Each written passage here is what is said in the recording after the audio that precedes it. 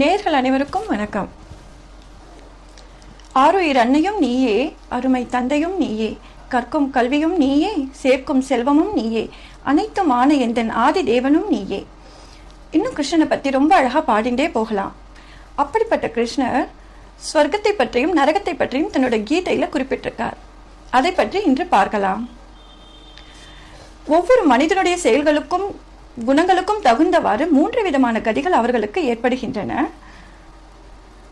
சிறந்தது, நடுத்தரமானது, தாழ்ந்தது என்று 3 விதமான கதிகள் ஏற்படுகின்றன. சிறந்தவர்கள் என்றால்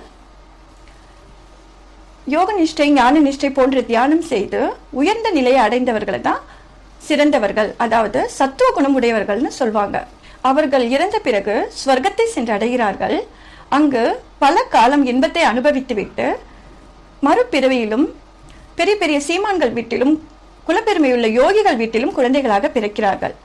அங்கும் அவர்கள் சுகபோகங்களையே அடைவார்கள் என்று கீதையில் கிருஷ்ணர் ரொம்ப அழகா சொல்லியிருக்கார். நடுத்தரமானவர்கள் என்றால் ரஜோகுணம் உடையவர்கள் அப்படின்னு சொல்வாங்க. அவங்க தன்னலம் மட்டுமே பார்ப்பாங்க. இவர்கள் இறந்த பிறகு மனித உலகிலே பிறந்து அவர்கள் முற்பிறவியில் செய்த பாவ புண்ணியங்களுக்கு ஏற்ப கதியினை அடைவார்கள். ஒழுக்க நிலையிலிருந்து மாறி தீய செயல்களை செய்பவர்களை தமோகுணம் உடையவர்கள் என்று சொல்வாங்க.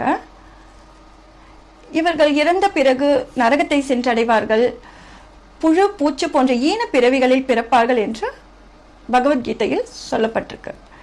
அது மட்டுமல்ல, ராட்சச குணம் படைத்தவர்களை தாமச குணம் படைத்தவர்கள் என்று கிருஷ்ணர் மிக கோபமாக கூறுகின்றார்.